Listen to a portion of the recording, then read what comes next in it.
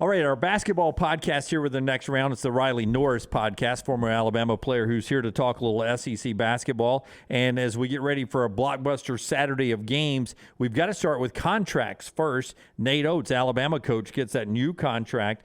It is a 6-year deal, averages out to about $5 million a year, one of the top 10 highest paid coaches in the nation. Seems like a huge statement from Greg Byrne in Alabama about what they think of basketball and what they think of Nate Oats. Yeah, absolutely. I think it's a priority on Greg Byrne's list, and he made sure that he logged Nate in for the time being. And I think Nate's obviously proved himself, not just this year, but you look 2 years ago when they won the SEC regular season and the tournament and made to the Sweet 16. Kind of trend them in the right direction, built a little bit off last year, and then obviously the success this year has kind of spoken for itself. But I think, Greg Byrne did a great job locking it in early, and we'll see what the future holds, but like the way everything's trending for Alabama. Yeah, it kept it out of it being sort of a free agent at the end of the year when everybody who has an opening could be coming from him. Okay, before we talk about some games and where Alabama is, what they did coming back, I want you to use your history and knowledge of the program, maybe to educate some of the basketball fans out there. First off, Alabama's a football school. You can't argue that, but Absolutely. You've been around the program a long time.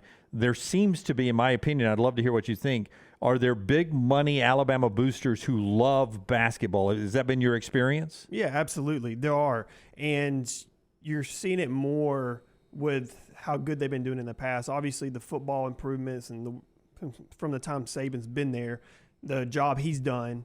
But on the basketball side, you're kind of seeing that now, making the Sweet 16 2 years ago, making the tournament as a 6th seed last year, and then the success they're having this year. There are a bunch of, really big boosters for the basketball program, and I think that's coming to light without the success they're having right now. Do you think, in your opinion, Nate Oats would have signed this contract if he was not comfortable with at least the school's plans with facilities, that he wouldn't have signed on without there having shovels in the ground and beams going up for a new arena? You think he's comfortable with where everything is right now and the plan they have for the future? Yeah, on the outside looking in, I think him and Greg Byrne are on the same page ultimately. I mean, you have to be. With all the facilities that you go to and you travel to in the SEC and see how nice they are, that is a big statement, not only playing in the facility and for your fans, but recruiting-wise. It's so hard to recruit against all these other schools in the SEC that may have newer facilities. If you don't have those facilities, but having, that talk, I think they kind of obviously know the ins and outs of that. And Nate probably knows a lot more than the outside public knows about what kind of, the situation is with the new gym. But having him locked in, I believe he knows there's something to it on that end. I'm interested. How bad is Coleman Coliseum? From a player standpoint, you watch it on TV, it looks a certain way, but as a player, is the locker rooms bad? Is it a bad facility in your opinion from your playing days, or is it something Alabama can maybe get through a little upgrade in and maybe push it down the road a little bit longer before they build a whole new arena? Yeah, it's not anything you have to get out of now. Facility-wise, obviously there are nicer arenas and nicer facilities in the SEC, but it's not the worst. Actually, the locker room area, the media room, the film room, the practice gym, and the weight room is state-of-the-art. I mean, it is really super nice.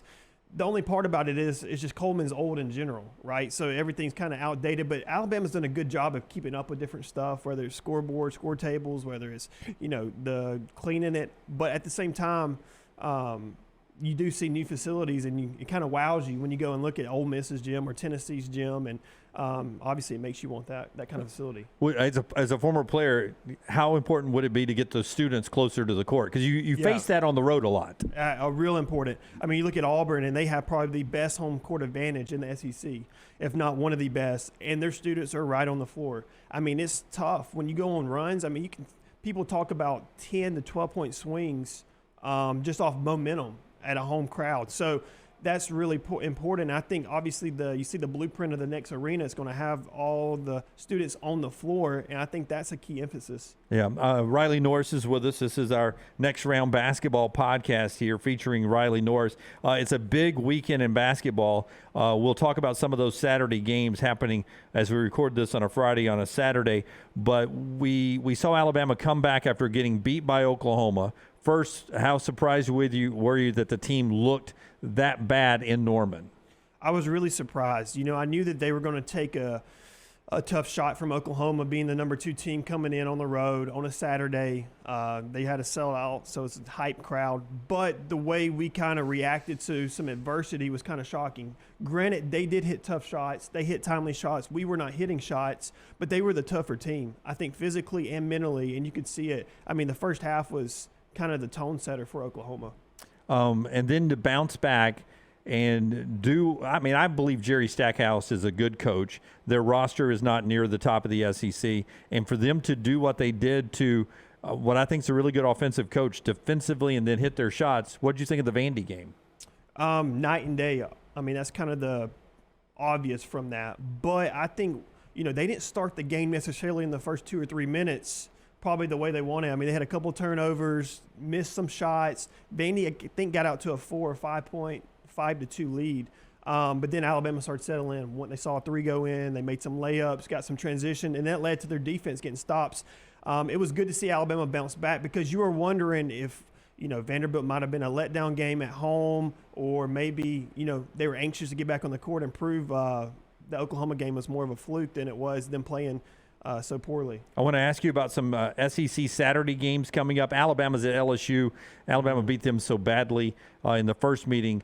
When it's the second meeting in league play and when it's back at their place, how different can those games be? Very different. It's a lot. I mean, you hear the saying, beating a team twice or 2 or 3 times is really tough, and it is tough. Especially, it's not an easy place to win at Baton Rouge. They're going to have a good crowd, a Saturday afternoon game.